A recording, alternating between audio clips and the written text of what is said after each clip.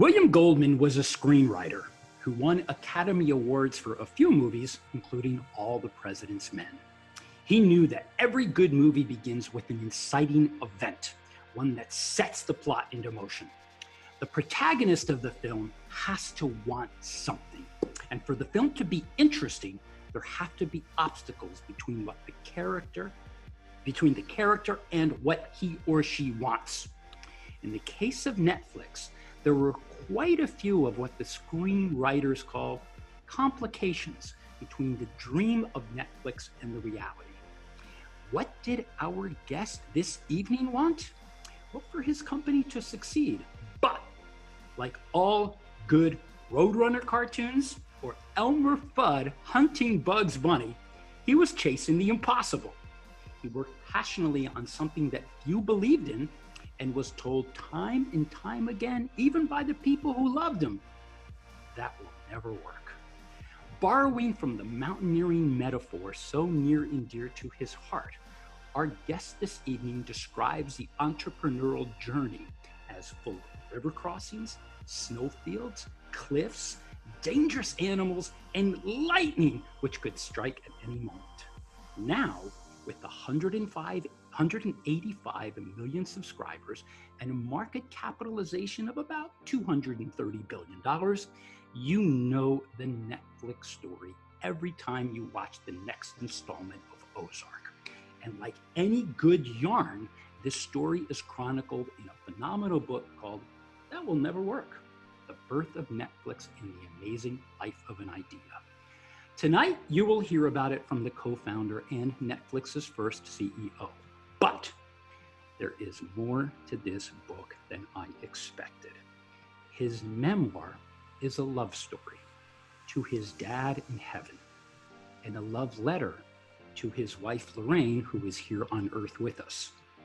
It is a story that recounts how the death of our guest's father 20 years ago put all things in perspective and underscored his story of transformation.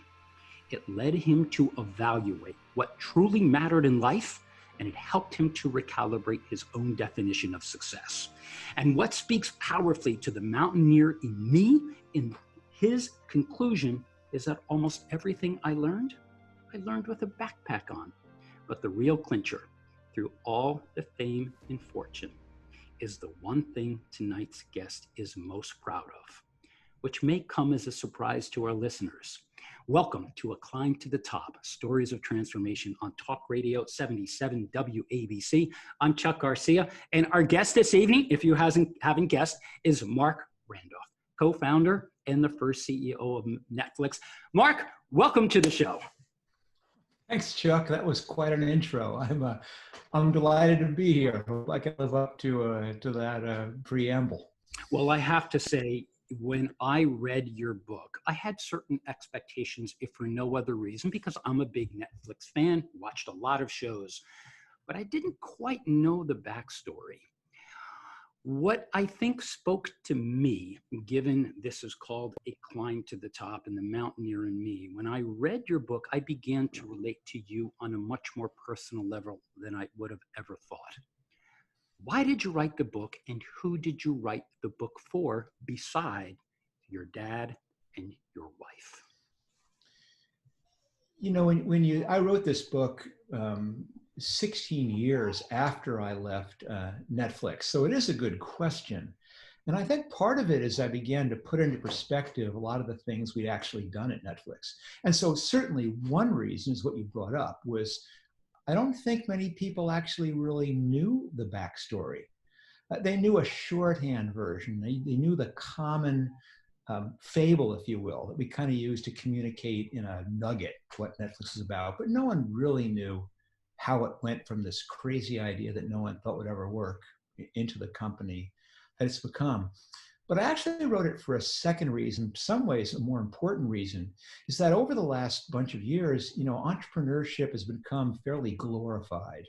It's turned into this thing that there's movies about, and people think that starting a company is all about getting wealthy or about doing pitches or being on Shark Tank. And I wanted to let people know what doing a startup is really like. That it's not just the business aspects of it, which are story enough, but that so much of it is a personal journey for the entrepreneur. It's how you keep your family together while you essentially, in a startup, have a second family. How you keep your wits about you, how you get over the disappointments, about the fun parts, the scary parts. I wanted people to feel what it was really like doing a startup. I want to read a passage from the book, and I quote, "I didn't love Netflix because I thought it would make me rich.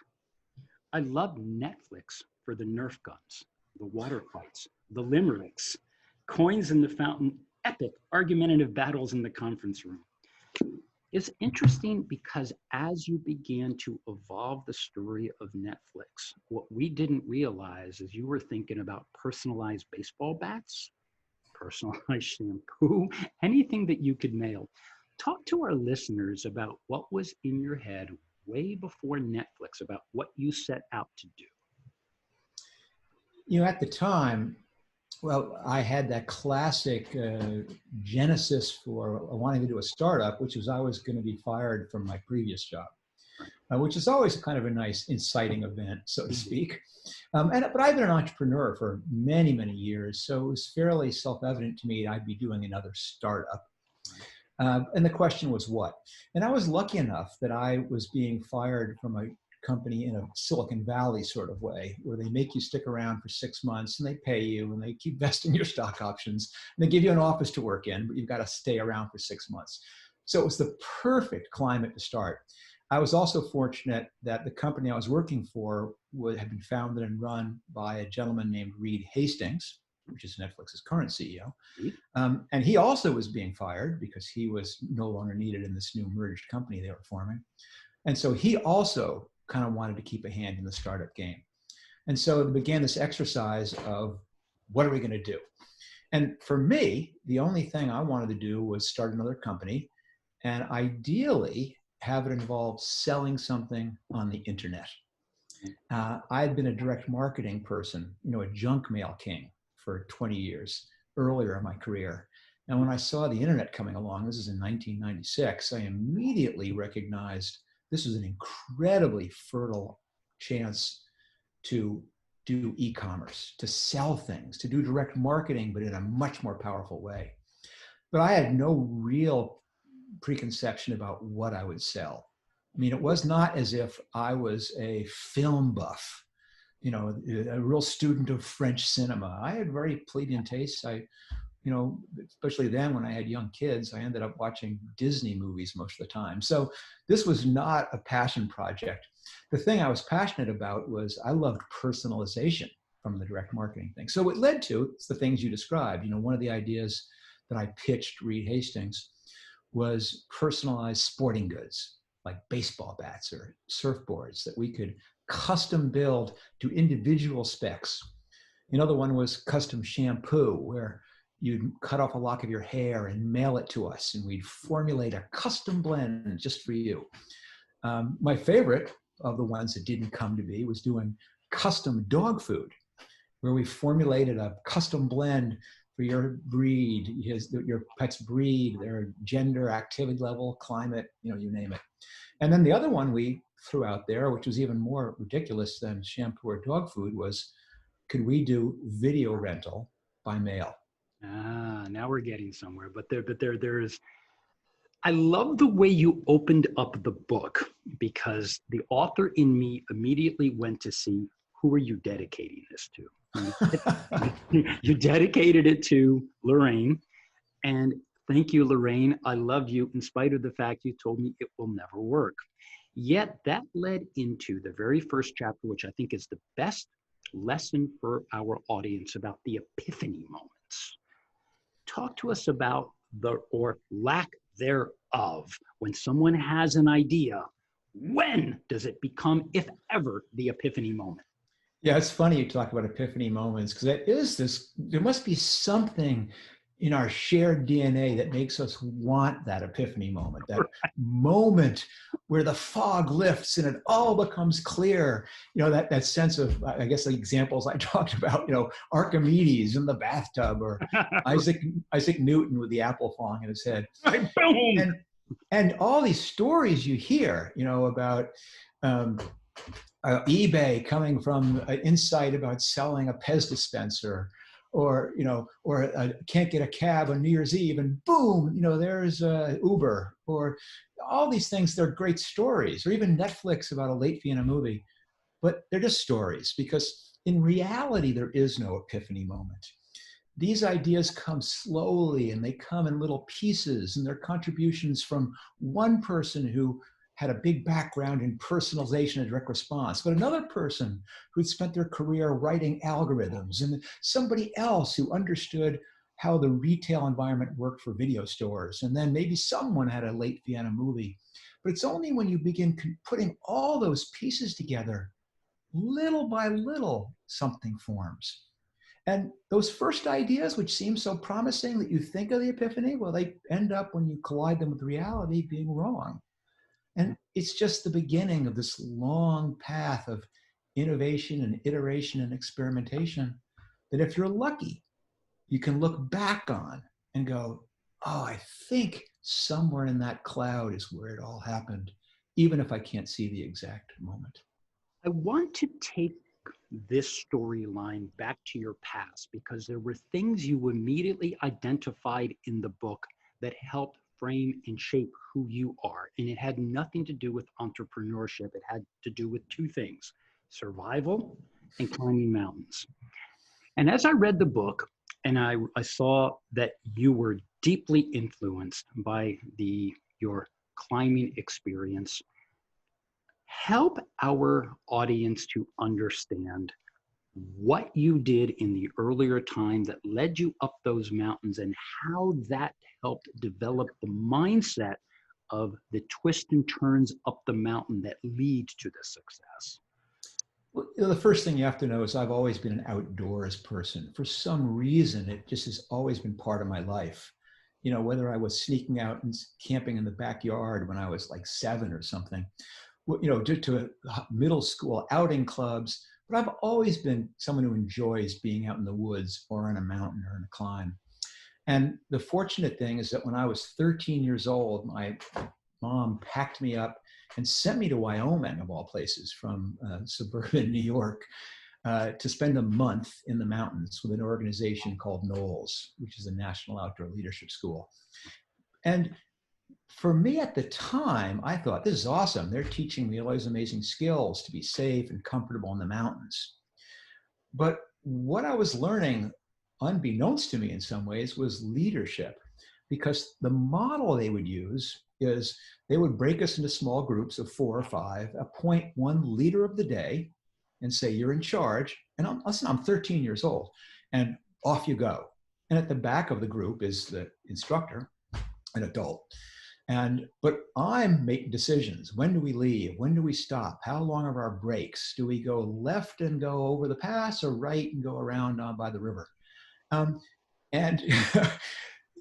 at the end of that day, you recognize very clearly whether your judgments were good ones or bad ones, that maybe I shouldn't have taken a 2-hour lunch break.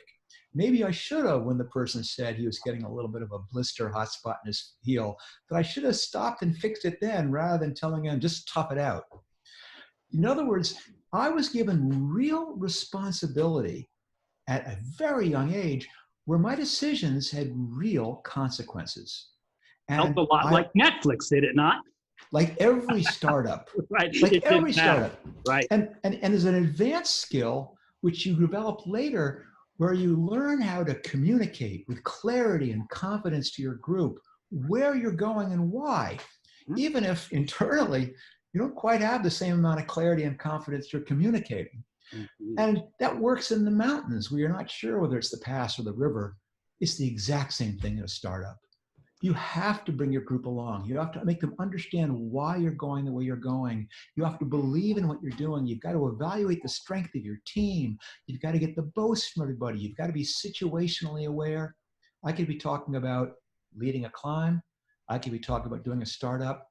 And by the time I had to do this for real, meaning in a business environment, when I was in my mid to late 20s, well, I'd already been doing it for 15 years. And so a lot of these things, which seemed like they were just coming to me, I'd been practicing and developing and working for a long time. Indeed. Yet there was something else as I read that. I said, oh, this is speaking to me. You did something else in your teenagers, I think, because you didn't identify the age. But I don't know if it was your parents or your decision. Hey, mom and dad, I want you to drop me off in the middle of a city in the middle of Connecticut. And for 3 days, you're going to drop me off with no money. And I got to figure out how to get home. Now that was not because my parents would have would have keeled over if I had told them I was doing that. But I did. Eventually, I said I was a student at Knowles, and I ended up doing a bunch of courses. Ended up working for the school as an instructor. Right.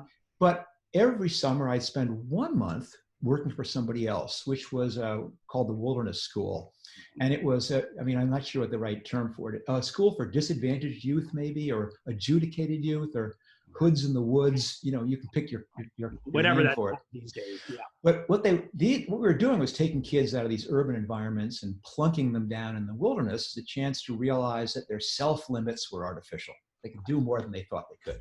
And so for training for us, they wanted us to have this similar experience. So of course they couldn't plunk us down in the woods. We were old hands, but they could put us in a van, take away our watch and our wallet and our ID, and push us out the door of a van in the middle of an urban environment with the promise we'll be back for you in 3 days.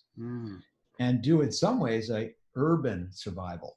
Right. And that was a remarkable experience for someone who at the time was probably 18 or 19 years old. Well, what I loved is how you then related that to the times in your future, because here you were in the middle of Hartford, Connecticut, asking and begging for change. Yeah. And what you described throughout the course of your book is you needed to raise capital, and which means you needed to persuade people to give you money, no different than surviving on the streets of Hartford. Talk to us about the interrelationship between those survival skills that you honed and the need for the entrepreneurs listening. A lot of my students are listening. What happens when you actually ask people for money? What did you learn from Hartford that you applied to the world at large? I'm a big believer that you learn best by doing something rather than reading about it or studying it. And asking for money is no different. And of course, by the second or third day of this urban adventure, I was hungry. And so I was panhandling. Right. And I figured, how hard could that be? And of course, the answer is really hard. There is something about that naked ask, about putting your hand out and saying, I want money and I'm not giving you anything in return. And just getting over being able to ask someone like that and make yourself humiliate yourself in a way is brutal. But eventually, I kind of figured out a truth, which is that the most effective way, at least for me, was to be honest.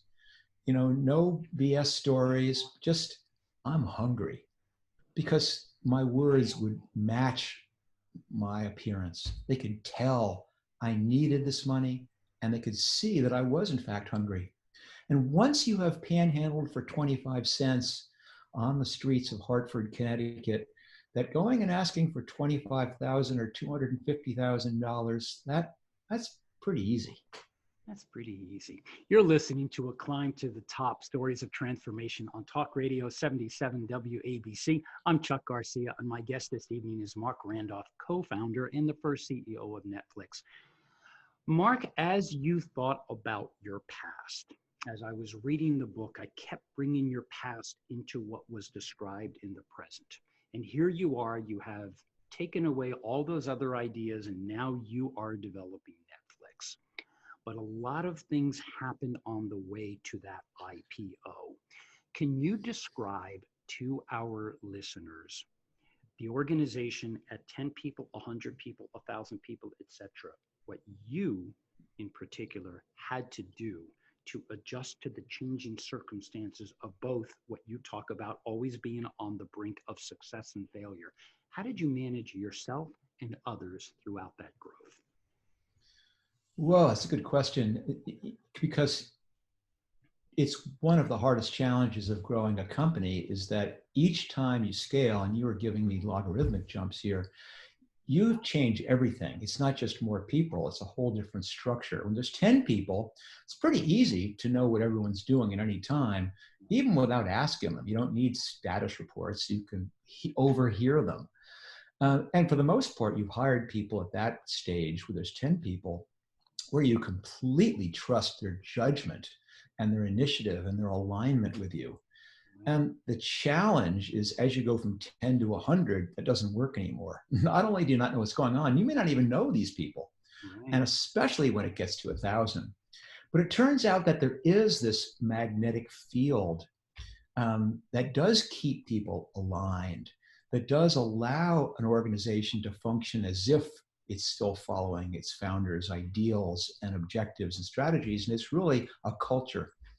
And I think probably the biggest contribution that I made to a company like Netflix, and the biggest contribution any founder really makes, is establishing that culture, because that allows people to make decisions independently by knowing internally what's right, what supports where we're going. What I really enjoyed is throughout the course of the journey, you and the organization laid down the guiding principles of the culture, and they were freedom, responsibility, and radical honesty. But what I loved about how you wrote is radical honesty is great until it's aimed at you. And we'll get to there. But let's talk about, and I think this is so important for my engineering students at Columbia, who many of which aspire to form their own company. How important was it to codify simple rule of three guiding principles, and why those?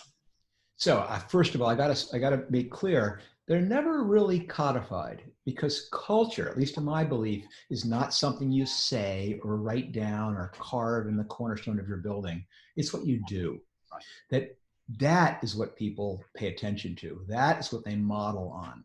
But the point is, what you said, is freedom and responsibility and radical honesty. Those are the cornerstones of probably the Netflix culture and of almost every startup that I've done. It's just who I am. But it really comes back again to the story we told earlier about being in the mountains. Because in the mountains, when you have a handful of people, you do not have rules about where you're going to go.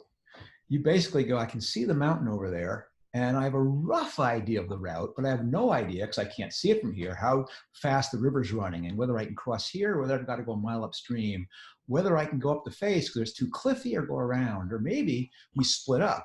And the people who need to get this way carrying the gear go one way, those who are going to scout go a different way. It's dynamic and it's fluid, and we're evaluating we go, but we have this shared objective. We all know we're going to get to the top, and how we do it, what speed and what skills we use differ based on who we are. And in a startup, it's exactly the same thing. You do not have time to tell everybody which way to go and here's how to do your job. You do the same thing. You go, see that mountain peak, over there? That's where we're going. I'll meet you there in 3 weeks. And each of you is going to have to make your own judgments, overcome your own obstacles based on the thing that you're responsible for achieving. And lo and behold, 3 weeks later, there's 10 people on top of the mountain, bloodied and bruised, who all had to solve problems, but they had the freedom to pick their route, to do it the way they felt best at the time, but the responsibility to show up. Indeed. Yet what many of us, I certainly didn't know it when I read the book, is the trials and tribulations that were causing you even to question the viability of the organization, whether or not we're going to survive. And you talked about your peaks and you talked about your valleys. But you got to a point where you were even considering, oh my God, what if we sell this? Because what other choice do we have? And the best story in the book for anyone who is reading this is Mark and the CFO and Reed were at the airport, wherever they were in California, and they flew to Dallas. And they flew to Dallas to meet with Goliath, to meet with the giant Blockbuster Video. And when you walked in, you were a $5 million organization about to meet a $6 billion organization. Why were you contemplating at the time, even thinking about selling to Blockbuster? Well, ironically, at the time, we were going broke being successful, which is the worst scenario you can imagine. I'd rather go broke being a failure than being successful. Yeah, this was 2.5 years, 2.5 years after we started the company, and 2.5 years of struggle to figure out a repeatable, scalable business model. All the people who said that'll never work, well, they were right, and it didn't work. And we had to try everything, but we eventually had come up with something that worked, and it worked so well that customers were flooding in. But we were giving them all first month free and charging a subscription. So we were spending all the money in acquisition up front and recovering it slowly. And when you do that really fast, it's really expensive. And then layered on that was the dot-com crash of 2000. So just when we needed money, nowhere to be found. And so we did the thing that a prudent entrepreneur does when they're stuck there, is they pursue strategic alternatives, as the expression goes, which basically means you got to sell this thing. And the obvious strategic alternative was Blockbuster. And that's what led us to be parading into the 27th floor conference room of Blockbuster in Dallas, Texas, to pitch them on spending $50 million to acquire us. Now, I want to say to our listeners, because it's hard to believe there are many listening who may not have even heard of Blockbuster, because there is one store left in Bend, Oregon, as you described. Maybe you'll go and say hello. But I want to describe, because I think this is such a wonderful story of walking into the first thing that you had noticed about the CEO is his loafers were more expensive than my automobile. But you also recognized here you were, and he asked you for a number. And you gave him a number, what you thought the right acquisition was, and he tried not to laugh. What happened subsequent to that event when you went back to California thinking, okay, we're not going to do this? Was this potentially the best thing that happened to you guys? Maybe in retrospect. Right, at the time. Yeah, I know. I read on the plane, you're all beaten up and you're quiet on the plane going home. But I think it's a seminal event and worth discussing here. No, I agree. And the thing is, I do tell this whole story in the book, and it is an incredibly crazy event, including what led up to it. But the thing is, it took us months to get that meeting. And when we did, we were so excited because we thought our problems are solved. Right. This is it. This is as in screenwriting, the deus ex machina, the hand from God, which plucks our plucky heroine and saves her from sudden danger. We thought that was it. And now, here we were slinking out with our tails between our legs, because not only was Blockbuster not going to save us, they were going to compete with us. Right. Trying to crush us. And there was this moment on the plane where I think it struck us all that there was no easy way out. We had tried everything. There were no end runs. There was no stumbling on something that was going to change the situation. My dad used to sometimes say, Mark, sometimes the only way out is through. And we were realizing this was one of those times that if we were going to save our company, that we had to do it ourselves. And it really was this realization that we now had to focus on a totally different thing, which was survival. Indeed. To our listeners on 77 WABC, I am communicating that we are about to wrap up live on the show in about 2 minutes. But what I'm asking you to do, if you are listening on your computer, is to switch to our YouTube channel. You can go to YouTube, just Google Chuck Garcia, and you will find the continuation of what will be the full interview. Mark, in the time that we have remaining on WABC, and we're going to go deeper into the book in the next section, that will be the full version. What do you want the budding entrepreneurs to think, feel, and do about the possibility of them creating their thing when people will tell them that will never work? What I can really say is that, first of all, you started the segment by talking about William Goldman, the screenwriter, and you left out the most important thing that he's ever written, besides All the President's Men and, Butch Cassidy and the Sundance Kid, which was he wrote that he does nobody knows anything. And it's true in screenwriting. It is absolutely true in startup land that anytime someone says that'll never work, they have no clue. That the only way to figure out if your idea is a good one is to try it, to build something or make something or test something. Because the reality is, and this is it, you're going to learn more in one day of doing it than you are in 6 months of dreaming about it. So, get off your butt and start. And what Marc talked about in the book is everybody goes into the shower every morning, the shower and a towel off, and it's the ones that go out and go and do it. Stop thinking about it and go out and do. Ideas are cheap.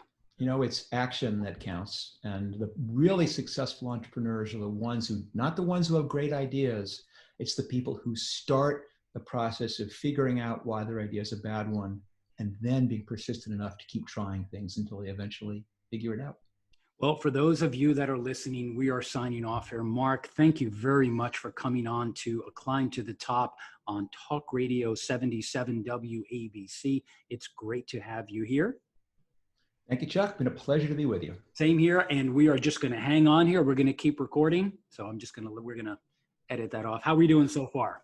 Are my answers too long? No, not at all. In fact, I tried to. In fact, I really like how you picked up on William Goldman. I purposely left that out, and I wanted to leave with and nobody knows anything. And maybe we'll get into when we now get into the next part. I wanted to make sure on the timing, you've got enough time. If we've got another 20 minutes, is that okay? Perfect. I'm all set. Great. I'm going to do just a slight lighting adjustment. It's raining. I live about 20 minutes from where you used to live. I live in Portland Manor, and we're having a rainy day here, so it's all coming on here. Okay, that's much better lighting. Okay, what we're going to do then is when we switch in, I want to read a passage from the book, another passage from the book, because it does involve another member of your family. I had so many stories that I loved, but this is one, and bear with me for just a second. Let me just find that.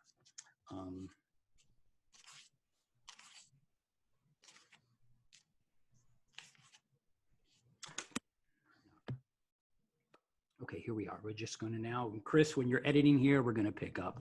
Welcome back. Hi, it's Chuck Garcia, and my guest is Marc Randolph, as you've just heard on Talk Radio 77 WABC. For those of you that have switched over to the YouTube channel, thank you very much for coming here.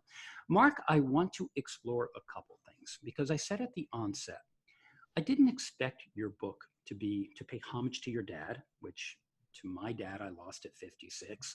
And I think about our fathers in our lives. You dedicated the book to Lorraine, yet one of the most heartwarming stories here was the day you went public. And on the NASDAQ, Netflix came out and you saw it come across the screen at $16, I think, and 19 cents. And your son Logan was with you. And on those days when you knew you went public, you and Reed hugged, your other friends were there. Yet that evening, at the end of the day, you and Logan got into a taxi and you headed to any of New Yorkers know in the village, Ray's Pizza. And here you were, having just gone public, a multi-million-dollar event. And instead of going to Le Bernardine, you shared a slice of pizza with your son. Logan, if you are listening to this by chance, I want you to tell your dad how much you love him. Because as a father of 4 kids myself, I can't think of anything better if I were in that event than to do that with my children. Why'd you write that? It's true. I'm kind of getting a little emotional chill just thinking about the moment. Mm-hmm. Because that day, IPO, it's in some ways almost an out-of-body experience because it's this mythologized event. It's what's held out in front of every entrepreneur as the ultimate payday, where all the promises you made to your founders and all the promises your employees and to your investors and to your family who put money in, that's the moment. But when the actual moment comes along, you're not really quite sure what to think because you kind of go, I'm the same person. I guess I could not work if I don't want to, but I kind of want to work. And I'm going to have to go back to work on Monday anyway. Right. And so you really begin kind of connecting to the things that are important. And it didn't make sense to me to have this fancy meal or have some ostentatious display of wealth, which really didn't mean much to me. But, you know, my son, I grew up in New York. Yes. My son You're grew up me. in California, and it was a perennial dinner table discussion about how lame pizza is every place except for Manhattan. Where you grew up, right? Of course. And so, you know, listen, I go, here we are in New York. Let's see, am I going to go to a fancy restaurant, or am I going to go to the Museum of Natural History, or am I going to go to some store? No, we're going to go to the Village, and I'm going to have you taste what real New York pizza tastes like. Indeed. And I can't think of a better possible way to have commemorated that day for me and for him. Oh, Mark, I read that and I read it again and I read it again. But you paid so much love and respect to your father, so much so that when the book ended and we saw Randolph's Rules for Success, please describe to our listeners the impact your dad had on you. And he actually did codify those rules, because I actually tacked them up onto the blackboard in my classroom. And here is Randolph's Rules of Success. Tell us about the impact your father had, and I hope is inspirational to our new fathers, and what your dad left you with. You know, it's you're always trying to evaluate the impact your upbringing had on you. And I think one thing, of course, is my dad clearly is the one who implanted that love of the outdoors on me. And for that, I am so eternally grateful. That's my happy spot. And anyone who's found their happy spot early in life is blessed. And he gave me that. But he also gave me the risk taking, because he was always the person who, no matter what cockamamie scheme I came back with, for example, you know, one time I was in 7th grade and I came back and go, hey, guess what? I'm going to go caving, because someone's going to take me caving up in Albany, New York. And whereas most families would go, what are you, crazy? You're going to go underground. You're going to get killed. He was going, oh, that sounds fantastic. Almost every fork in the road that revolved risk, he was the one going, oh, gosh, how exciting to go down the risk path. And I think in some ways it's because he was a Wall Street guy. He never did. I think it was a Walter Mitty-ish thing for him. But he implanted that in me, and boy, has that impacted everything. But fundamentally, this is the big one, is he was a mensch. He was a nice guy. Right. And his biggest lesson, I'm not going to say them, but in the book, they are the Randolph Rules of Success, but they are not business rules. These are the rules that the evening before I started my first job, he pulled out a pad and a pen, longhand, wrote out the rules for success, tore them off, and gave them to me. Right. And I kind of thought they might be things like, you know, buy low and sell high, or happiness is positive cash flow, or something like that. But they were all rules about how to be a good person. Right. You know, to be respectful, up and down. You know, to quantify when possible, to not express opinions on things you don't know anything about. Right. And what I've learned is that's absolutely the key to success.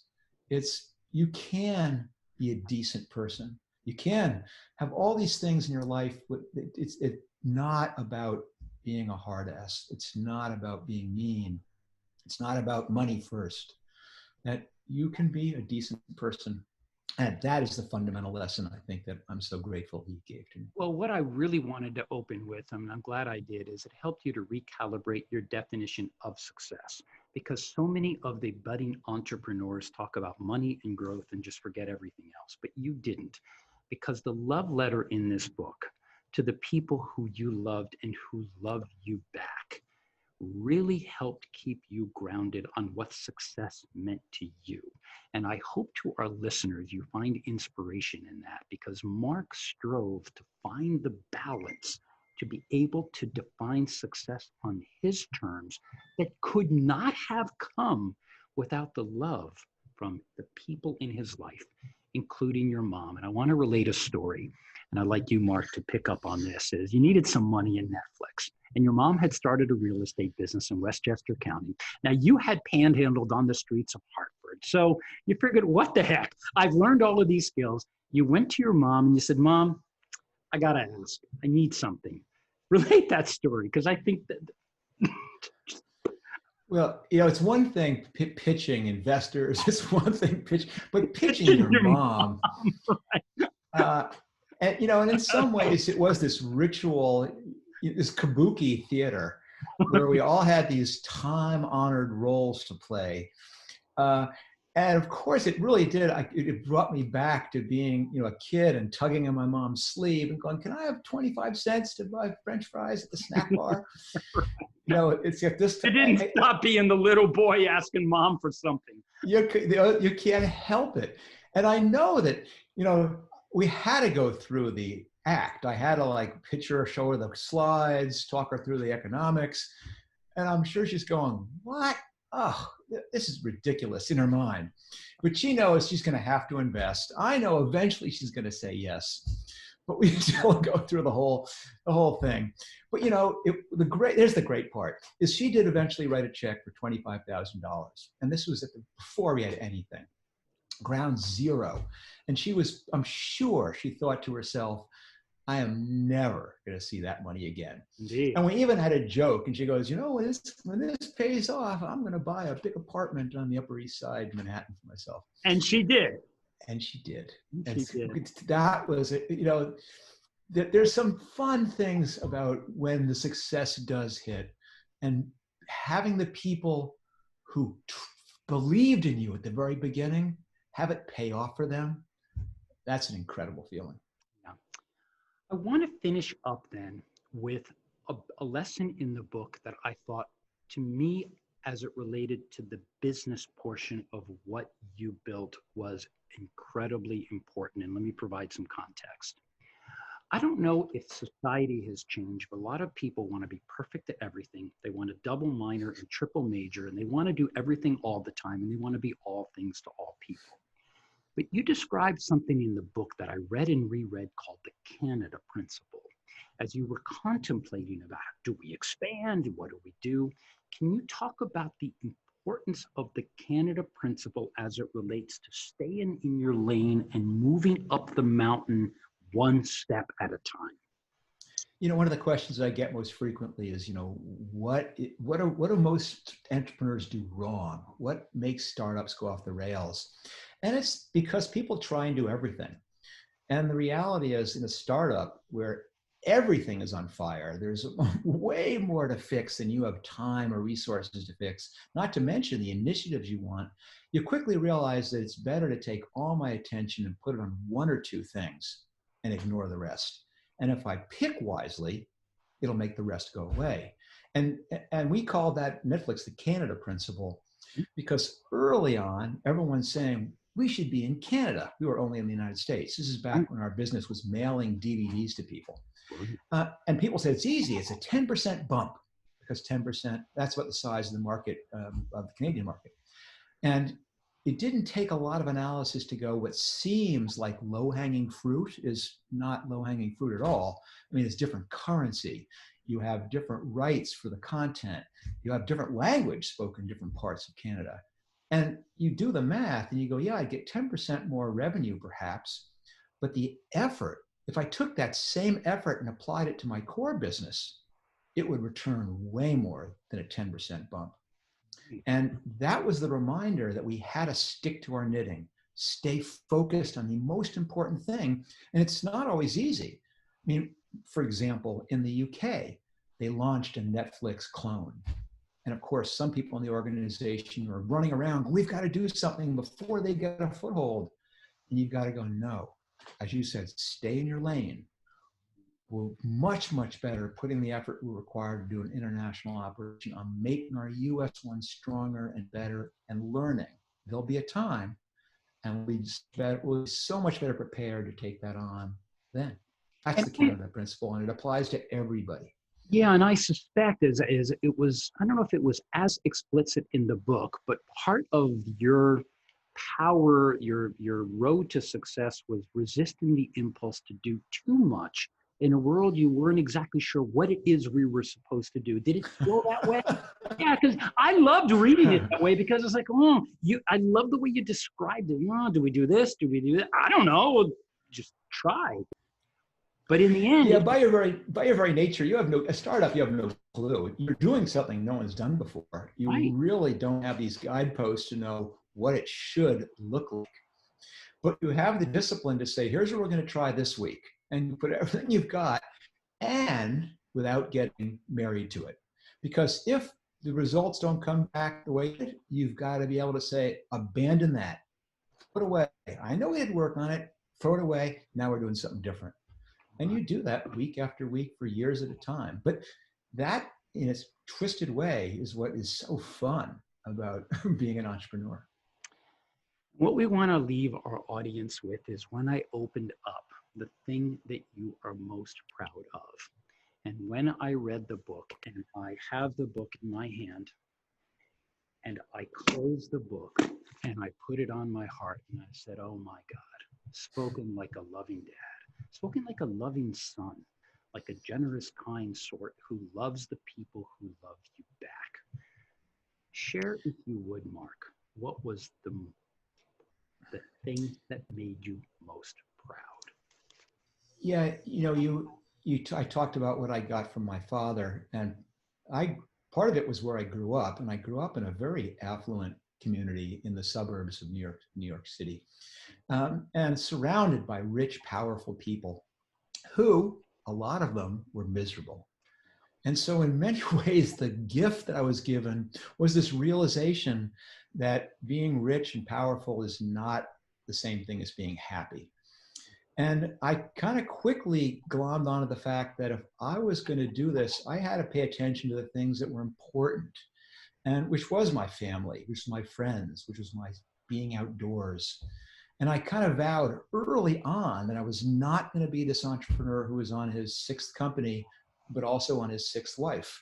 Right. And from the beginning, it was a priority. And 2 seconds, but I got to tell you the story is that, we had this thing is every Tuesday, we would set aside date night.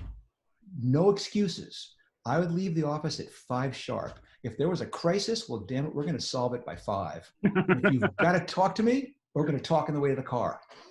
But it not only made me pay attention to the really important things, but it showed everyone else that I wasn't just blowing air when I said, you got to have balance in your life. And so to answer the question, I'm sorry for the long meander, but it's important. Good. Great. I've had a hand in starting 7 companies, and 2 of them were mega successes. And I've had other IPOs, and I've done a lot of things that a lot of entrepreneurs aspire to. But the thing that I'm proudest of is not starting these companies. It's not overcoming these business obstacles. It's that I did all those things while staying married to the same person, while having my kids grow up knowing me, and as best I can tell, liking me.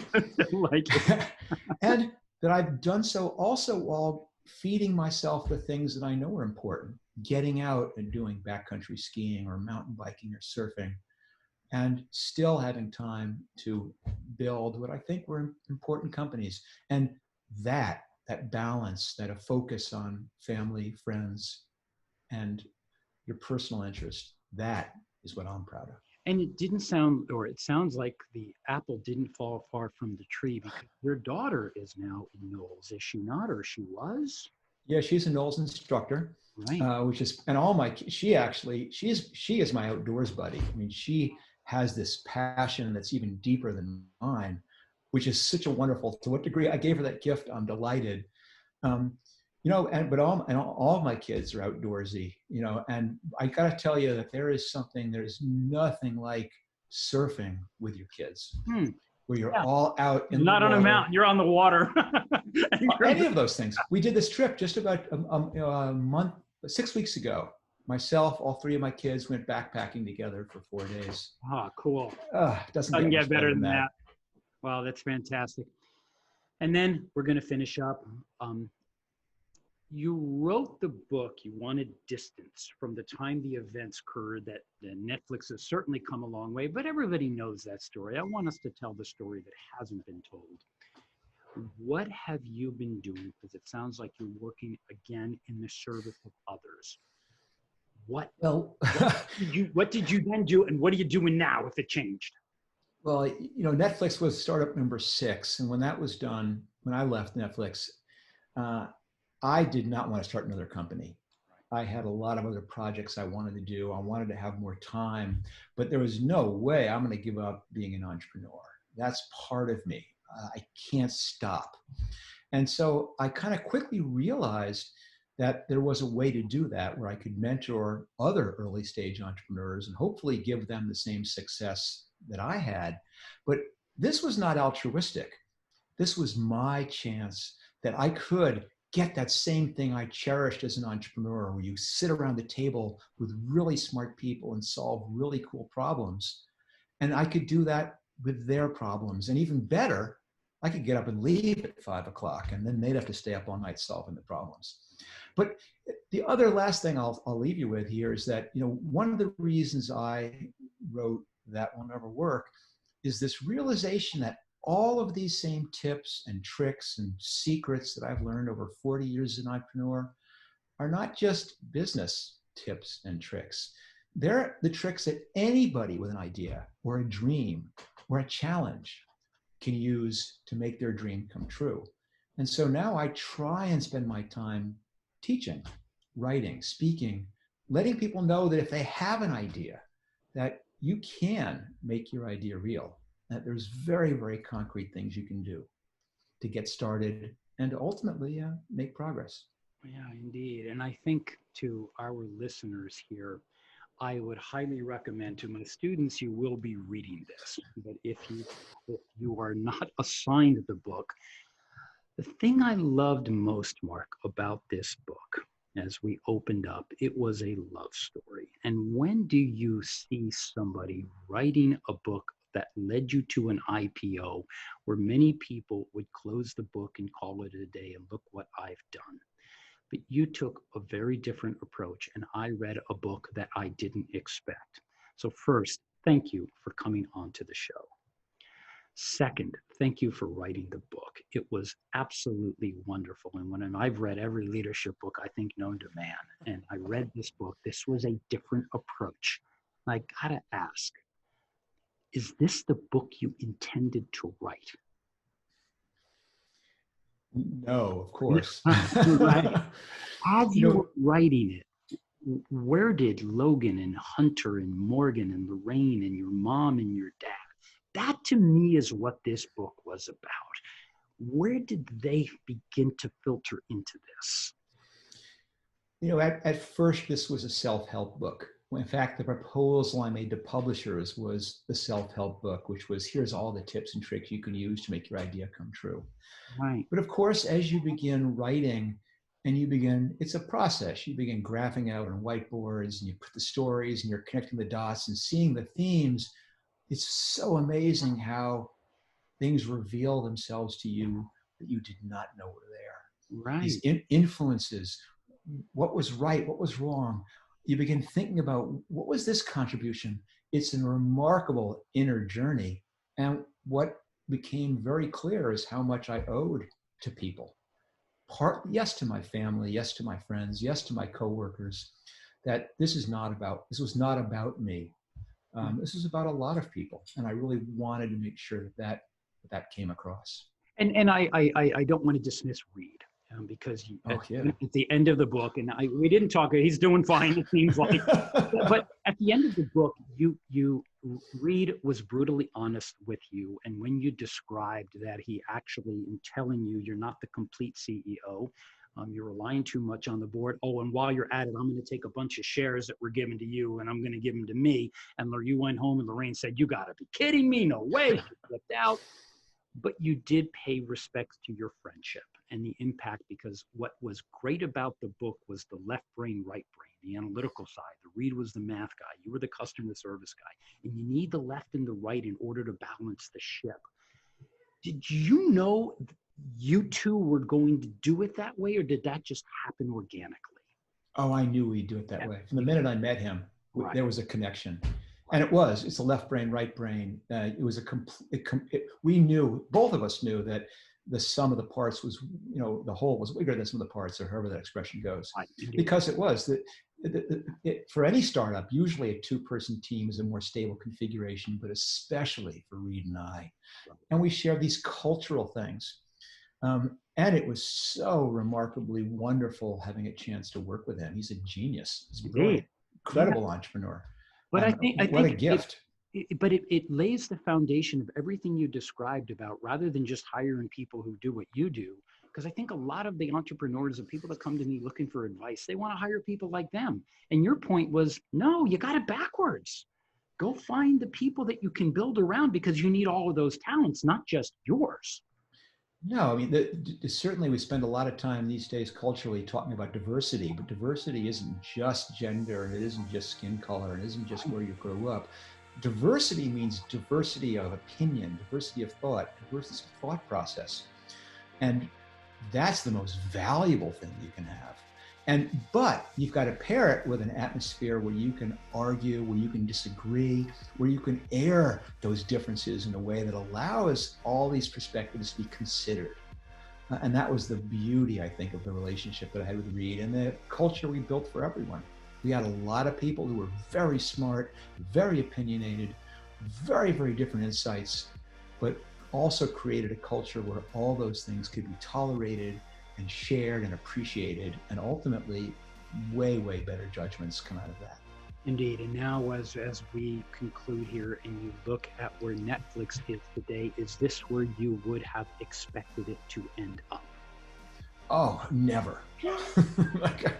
I mean, Netflix is way different than I ever expected it to be. If I had come in and pitched you on what it is now, make your own movies, do your own TV shows.